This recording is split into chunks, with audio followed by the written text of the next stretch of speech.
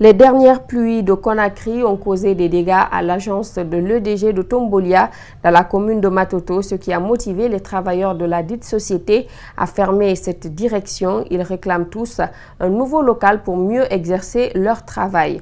Ouminatou Sidibé, Djibril Kabak Kamara. Cela fait 2 jours que les portes de cette agence sont restées fermées, cadenassées par les agents eux-mêmes. Très tôt ce matin, ils ont pris d'assaut leur agence dans un état délabré. Tous se plaignent. Leurs bureaux sont souvent inondés par les eaux de pluie. La condition qu'on a demandé, c'est quoi? Pour la première fois, on leur a demandé de trouver une nouvelle agence pour nous. Ils ont dit que oui. Ok, chaque fois, ils nous promettent, ils disent qu'on va faire, mais jusqu'à maintenant, là, ça n'a pas été fait. La seule solution pour ces agents, c'est de faire partir l'agence de cette zone. Des dégâts matériels sont enregistrés à chaque saison pluvieuse. Ce qui est dans les bureaux ici, rien d'autre que c'est l'eau qui est dedans. C'est l'eau qui est dedans. Nous sommes au service parce que les portes sont fermées et on a demandé vraiment aux responsables de nous secourir ici. Certains clients DDG n'ont pas pu payer leur facture d'électricité.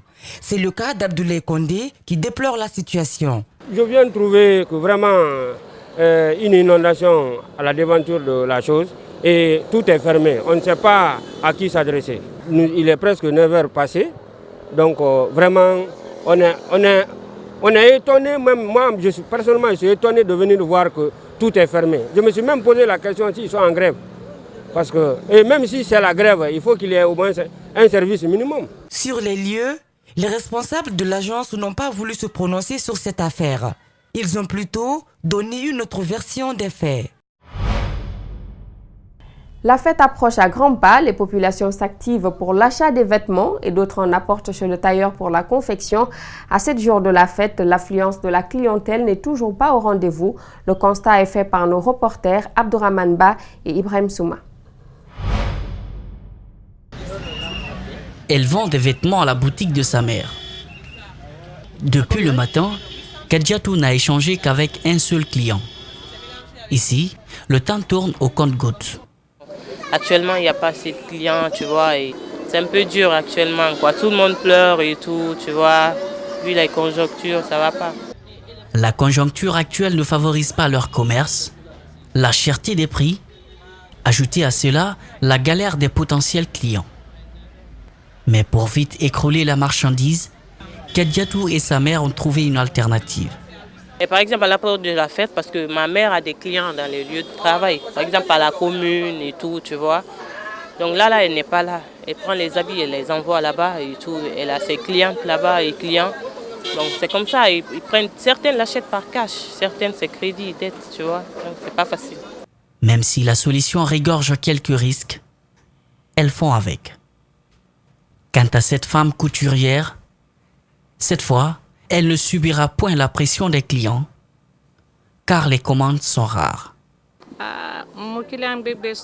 On n'a pas assez de clients cette année. Les temps sont durs. Avant, on recevait beaucoup de clients, mais actuellement, les réalités ont changé. Entourée de ses apprentis, elle s'active à la confection d'une robe commandée par l'une de ses fidèles clientes. Ça appartient à l'une de mes clientes. Ça sera son habit de fête. C'est ce que je suis en train de coudre. Pour cette femme, chaque fête qui pointe le bout de son nez en Guinée est pire que la précédente, économiquement parlant. Dans la commune de Matam, un établissement secondaire franco-arabe présente une image peu reluisante malgré son état de vétusté dans lequel elle se trouve. Les enseignants continuent de donner des cours aux enfants des pauvres dans des classes poussiéreuses en manque de table-banc. Les autorités communales se sont imprégnées de la situation. Elles comptent mobiliser quelques fonds pour secourir les élèves. Mohamed Valek Touré.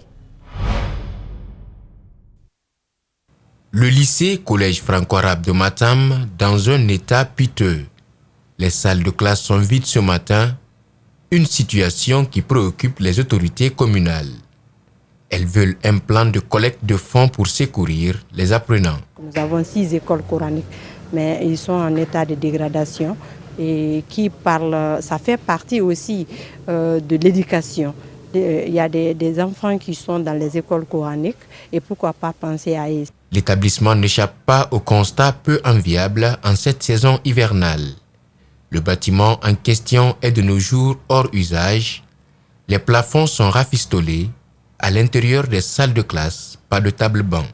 Mettre à profit cette occasion pour faire des collectes pour la construction des écoles coraniques. Je crois que je ne peux que me réjouir d'être là et représenter le gouvernement et le Premier ministre. Les autorités communales de Matam invitent le gouvernement à réhabiliter le bâtiment.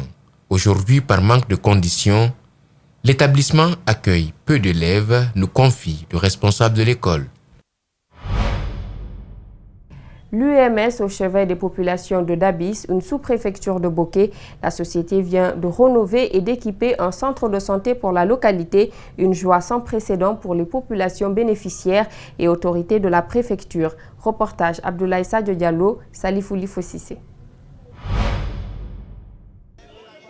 Nous sommes à Dabis, sous-préfecture située à 53 km de Boké. Cette infrastructure sanitaire est rénovée par l'UMS en faveur des habitants de la localité. En plus du coup d'éclat apporté à l'infrastructure, la société offre ses lits, cartons contenant de médicaments, chaises et autres équipements médicaux au centre de santé. Les donateurs ne demandent que la quiétude pour continuer leurs bonnes œuvres. Je demande aux populations de Dabis de cultiver l'entente. Ce ne sont pas des manifestations qui vont vous apporter ces dons. Si vous vous entendez, la société pourrait vous aider. C'est un rôle régalien de l'État que la société vient de jouer. Les autorités sanitaires de Boké en sont bien conscientes. Elles mesurent le geste à sa juste valeur. Vraiment, j'ai une satisfaction envers cette société par rapport à cette grandiose remise officielle de ce matériel qui vient d'offrir à la direction préfectorale de la santé en général, mais en particulier pour le centre de santé de Dabis. Les bénéficiaires ne restent pas en marge de cette joie, les femmes surtout. Les femmes de Dabis sont très contentes de la rénovation de ce centre de santé, car la santé prime surtout. Les chaises aussi nous seront d'une grande utilité lors de nos différentes cérémonies. Nous remercions le syndicat et l'association donatrice. À travers ce geste, les citoyens de Dabis améliorent leurs conditions de santé primaire. L'autorité préfectorale, à son tour, remercie l'UMS. Par rapport à ça, nous voudrons remercier le syndicat UMS-USTG pour ce don-là et vraiment nous voudrons les demander de continuer sur ce sens-là. Et on a appelé la population à utiliser le centre de santé, surtout les femmes. Trouver de l'emploi pour les jeunes diplômés de la sous-préfecture est désormais l'autre cheval de bataille de Dabis. Voilà, c'est la fin de cette édition d'information. À tous, merci de l'avoir suivi. Merci également à toute l'équipe technique. L'actualité se poursuit sur Espace TV.